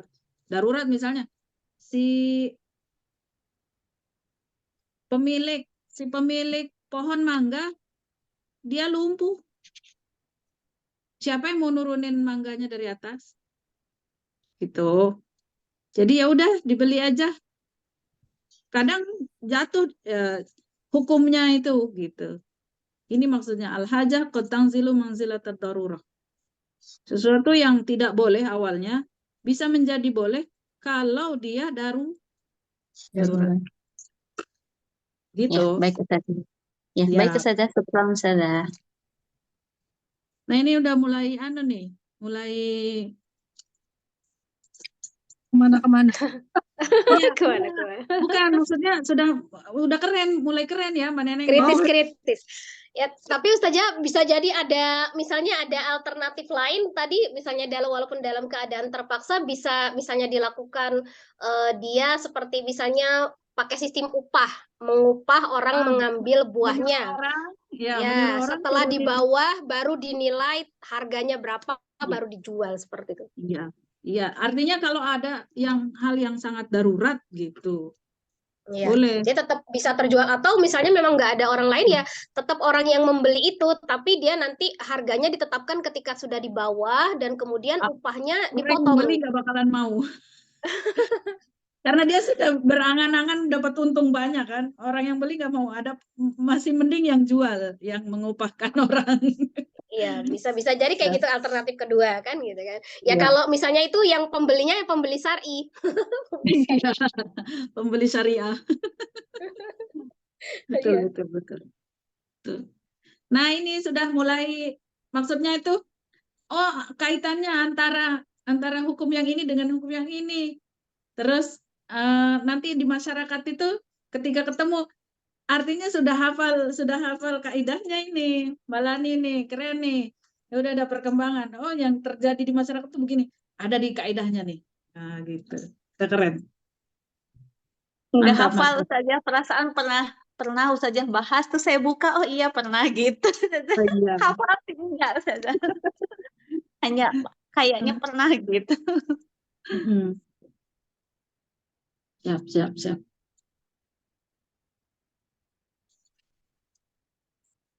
Ada lagi, kita masih ada waktu 2 menit lagi mungkin saja ya. Oh iya. Silakan yang lain yang ingin didiskusikan atau sekiranya sudah cukupkah?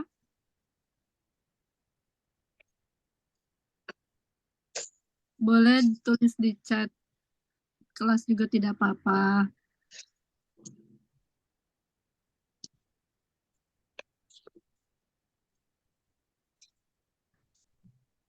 Sepertinya sudah jelas semua ya Ustazah. Iya, alhamdulillah.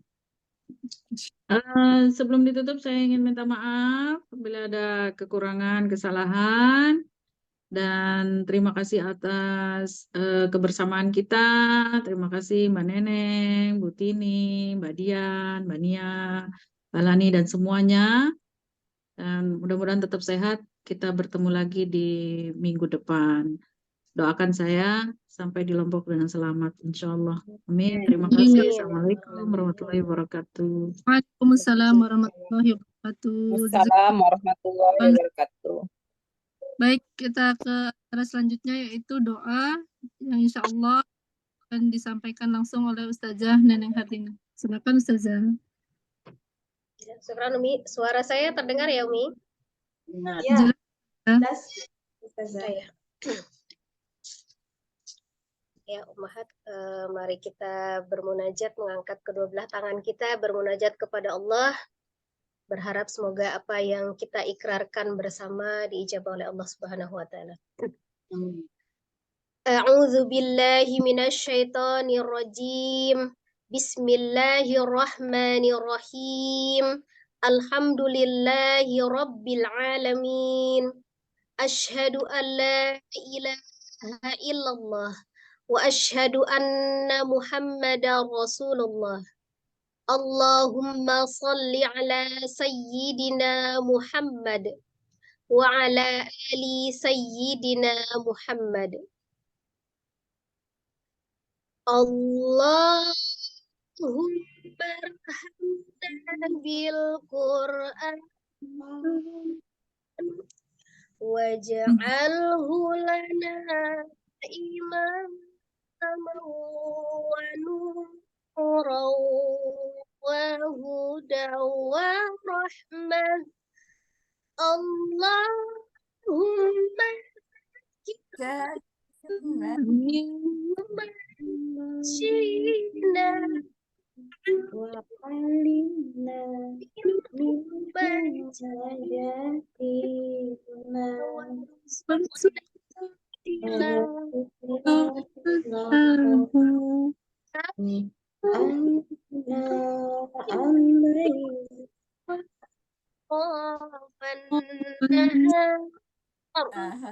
waj'alhu lana ya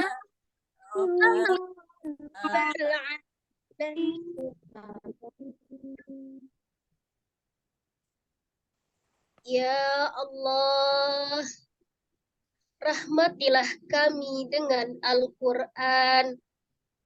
Jadikan ia pimpinan, cahaya, petunjuk dan rahmat.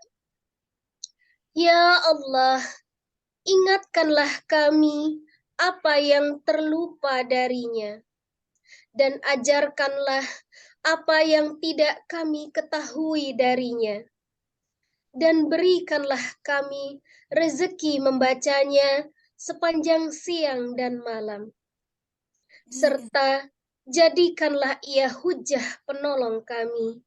Wahai Allah, Tuhan semesta alam. Rabbana fa'na bima 'allamtana.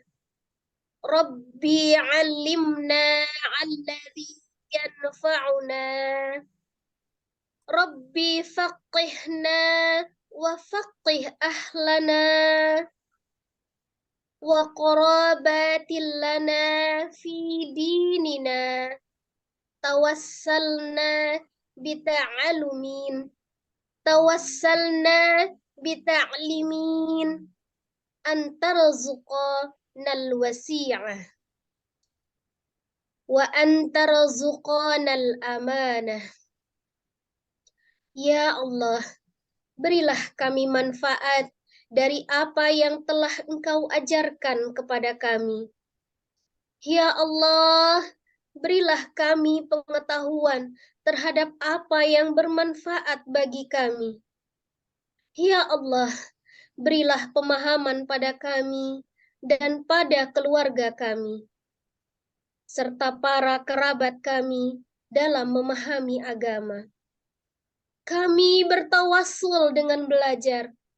Kami bertawassul dengan mengajar, agar Engkau beri kami rezeki yang luas, dan agar Engkau beri kami rezeki amanah. Ya Allah, curahkanlah kesabaran atas kami, dan teguhkanlah pendirian kami terhadap cobaan dan kebenaran. Ya Allah, berkahilah semua ilmu yang kami dapat selama kegiatan ini, sehingga kami dapat mengamalkan setelah kami bubar ke rumah masing-masing. Sehingga kami bisa menjadi suri tauladan dalam keluarga, masyarakat, bangsa, dan negara.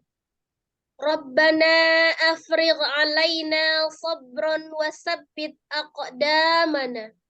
Rabbana atina fid dunya hasanah wa fil akhirati hasanah wa qina azabannar. Subhana rabbika rabbil izzati amma yasifun wa salamun alal mursalin walhamdulillahi rabbil alamin. Amin amin ya rabbal alamin. Alhamdulillah. Assalamualaikum warahmatullahi wabarakatuh. Waalaikumsalam Waalaikumsalam warahmatullahi wabarakatuh. Alhamdulillahirabbil alamin. Kajian hari ini tentang di kelas fikih kitab Mabadi' Ahmadiyah telah selesai. Alhamdulillah. Jazakumullah khairan katsiran kepada ummahat semua. Wabil khusus kepada petugas hari ini Ustazah Neneng Ustazah Neneng Herlina dan Umi Tini sebagai seri tilawah, juga Ustazah Neneng yang penutup doa. Spesial terutama untuk Ustazah kita, Ustazah Enok Mutia, yang hari ini juga sudah memberikan kajian Masya Allah luar biasa. Insya Allah ilmu bisa bermanfaat untuk kita semua. Sehat-sehat semua, insya Allah kita bertemu lagi di pekan depan. Mudah-mudahan Allah meridhoi, panjangkan usia kita semua, sehatkan kita semua. Insya Allah. Kita alhamdulillah. Ayo. Mohon maaf saya sebagai apabila ada salah kata, salah ucap, semua kesalahan dari saya. Kesempurnaan hanya milik Allah Subhanahu wa taala. Mohon dibukakan pintu maaf yang seluas dan selebar-lebar. Kita tetap dengan membaca hamdalah dan doa kafaratul majlis. Alhamdulillahirabbil alamin.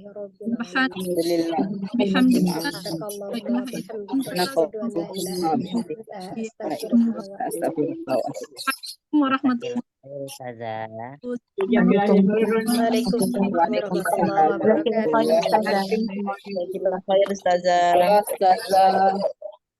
Assalamualaikum.